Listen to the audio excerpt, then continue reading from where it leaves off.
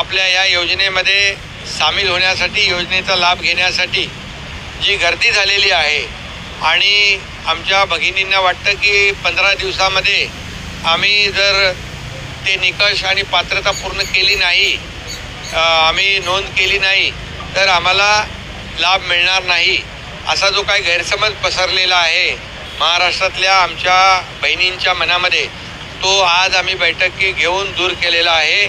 ही योजना जी आहे त्याचे जे काही प्रक्रिया आहे त्याची मुदत 31 ऑगस्टपर्यंत वाढवण्यात आलेली आहे।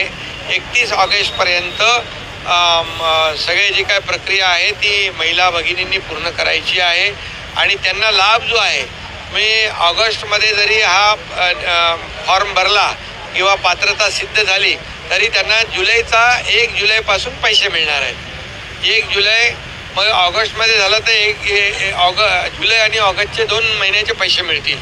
आणि जी काही गर्दी झाली आहे, जे निकष जे आहेत ते देखील आम्ही सुलभ केलेले आहेत, सुटसुटीत केलेले आहेत।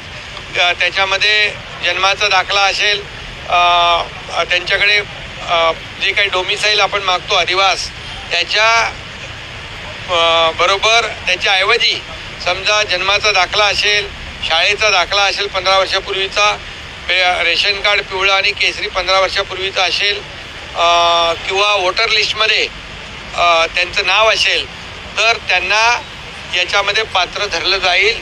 त्यामुळे कुठलीही काळजी त्यांनी करू नये।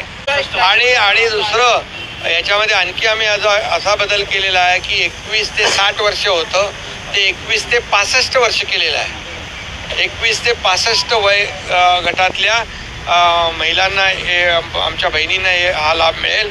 त्याचबरोबर जमिनीची अट जी होती 5 एकरची ती पण आम्ही काढून टाकलेली आहे।